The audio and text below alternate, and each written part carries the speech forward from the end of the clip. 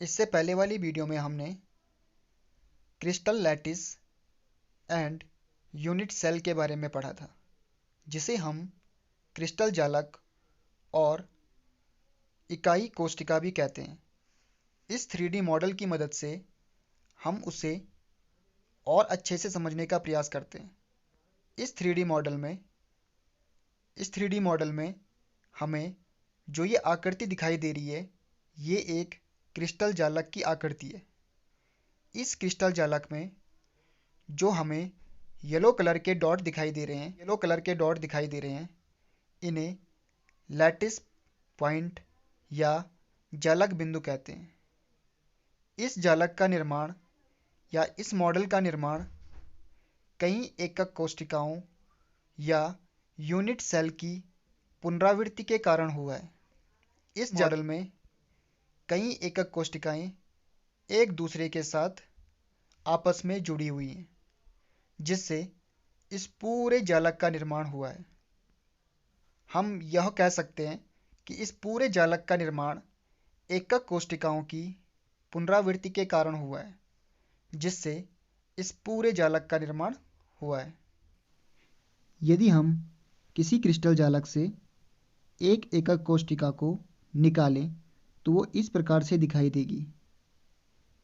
इस एकक कोशिका में 8 कोनों पर 8 पार्टिकल जुड़े हुए हैं।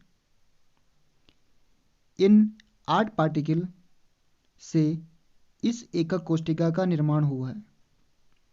अगर हम इस एकक कोशिका को बड़े ध्यान से देखें तो हमें यह एकक कोशिका एक क्यूब के आकार की दिखाई देगी, एक घन के आकार के दिखाई देती है, जिसके 8 कोनों पर 8 पार्टिकल लगे हुए हैं। इस प्रकार की कोशिका को हम सरल घनीय कोशिका या सिंपल क्यूबिक सेल कहते हैं। यह कोशिका सबसे सरल प्रकार की कोशिका होती है, इसलिए इसे प्रिमिटिव यूनिट सेल भी कहते हैं। जैसे कि हम जानते हैं, सिंपल क्यूबिक यूनिट सेल में 8 कोनों पर 8 पार्टिकल उपस्थित होते हैं। यहाँ पर एक बॉल का डायग्राम बना है, जिसको 8 बराबर भागों में बांटा गया है। आगे आने वाले टॉपिक में हमें जो पार्टिकल कोनों पे रखे गए हैं, उनके जगहों पर हमें इसी बॉल को अज्यूम करना है, ताकि आने वाले लेक्चर समझ में आ सके। इस इमेज में यहाँ पर 3 डायग्राम बने हैं।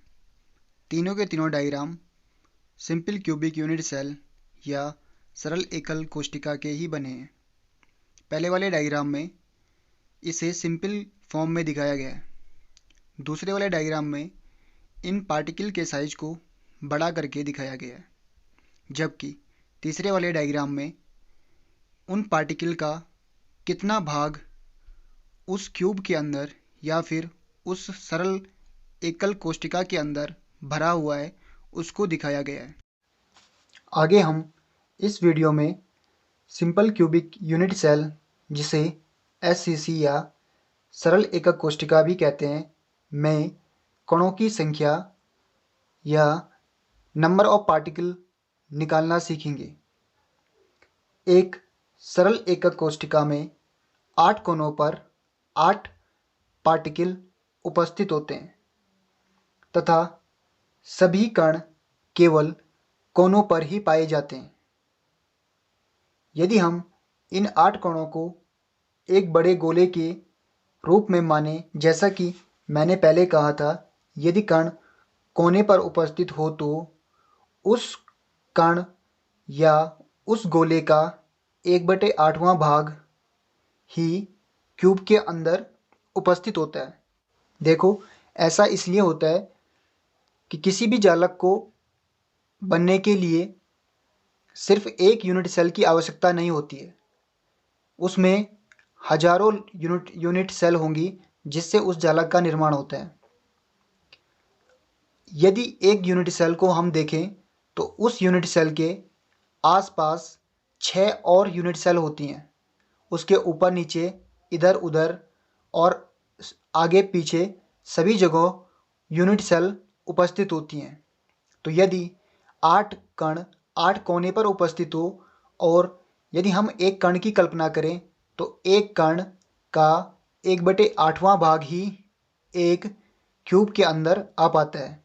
जैसे कि यहाँ डायग्राम में बना है, 8 कोनों पर 8 कण उपस्थित हैं और इस प्रत्येक कण का 1/8वां भाग 1/8वां भाग प्रत्येक कण का 1/8वां भाग इस बॉक्स के अंदर उपस्थित होता है। तो हमारे पास टोटल नंबर कितने हैं? 8 पार्टिकल उपस्थित हैं और यदि हम इन सब को मिलाकर देखें तो हम कह सकते हैं कि सारे के सारे कणों का इस पार्टिकल के अंदर कितना योगदान है।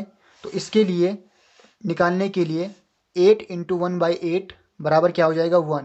Number of particle in a simple cubic unit cell, यह आ जाएगा 8 × 1/8 बराबर 1। इसका मतलब कि सरल एकक कोशिका में कितने पार्टिकल होंगे? तो इसका आंसर हो जाएगा 1, क्योंकि 1/8 प्रत्येक का 1/8वां भाग इसके अंदर है। तो हमारे पास 8 कण है, तो इसका क्या हो जाएगा? 8 × 1/8 बराबर क्या हो जाएगा? 1। तो इसमें योगदान कितना होगा? प्रत्येक कण का 1/8 टोटल पूछेंगे तो कितना हो जाएगा? 1। तो हम कह सकते हैं कि सिंपल क्यूबिक यूनिट सेल में एक कण एक पार्टिकल पाया जाता है। यहाँ पर जो ये 8 पार्टिकल हैं, ये 8 इसमें 8 कण नहीं होंगे। इसमें कंफ्यूज मत करना कि इसमें 8 कोनों पर 8 पार्टिकल हैं, तो इस पूरे बॉक्स में भी 8 ही होंगे। ये कण सिर्फ और सिर्फ कोनों पर ही पाए जाते हैं और कोने पर होने के कारण इस कण का 1/8वां भाग ही इस बॉक्स के अंदर आता है। वैसे ही देखो, इस कण का 1/8वां भाग किसी और बॉक्स के अंदर गया होगा, 1/8वां भाग किसी और बॉक्स के अंदर गया होगा। इसमें 1/8वां भाग इस बॉक्स के अंदर जाता है। वैसे ही हमारे पास 8 कण है, तो इसमें टोटल कितने हो गए? 1 पार्टिकल उपस्थित होगा। अभी तक हमने SCC कोशिका के बारे में पढ़ा, जिसे सिंपल क्यूबिक यूनिट सेल या सरल एकक कोशिका कहते हैं। अब हम दूसरे टाइप की कोशिका को पढ़ेंगे, जिसे BCC कहते हैं। BCC यानी body center cubic unit cell, जिसे हिंदी में अंतःकेंद्रीय घनीय एकक कोशिका कहते हैं। यहाँ पर इस कोशिका में 8 कोनों पर 8 पार्टिकल उपस्थित हैं, जैसे कि हमने SCC में देखा था। लेकिन इस कोशिका में या इस सेल में एक एक्स्ट्रा पार्टिकल इसके बी सेंटर में पाया जाता है, इस पूरी बॉडी के सेंटर में पाया जाता है। इसलिए इस कोशिका को, इससे पहले जो हमने SCC यूनिट सेल देखी थी, उसमें 8 कोनों पर 8 पार्टिकल थे, लेकिन इस वाले में 8 कोनों पर 8 पार्टिकल के अतिरिक्त इस बॉडी के सेंटर में एक एक्स्ट्रा पार्टिकल पाया जाता है, जिसके कारण इसका नाम BCC रखा गया है। यहाँ स्क्रीन पर आपको BCC यूनिट सेल को 6 अलग अलग प्रकार से दिखाया गया है, ताकि आपको BCC यूनिट सेल को समझने में आसानी हो सके।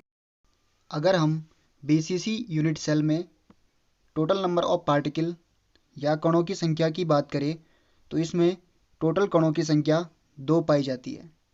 जैसे कि डायग्राम में दिखाई दे रहा है, बीच वाला कण किसी और कोशिका के साथ साझेदारी नहीं करता, जिससे उसे एक पूरा कण ही माना जाएगा। हम जानते हैं कि कोने पर उपस्थित एक कण का 1/8 भाग ही कोशिका में पाया जाता है। यदि हम कोने पर उपस्थित सभी कणों के मान को जोड़ दें तो इसका मान 1 प्राप्त होता है।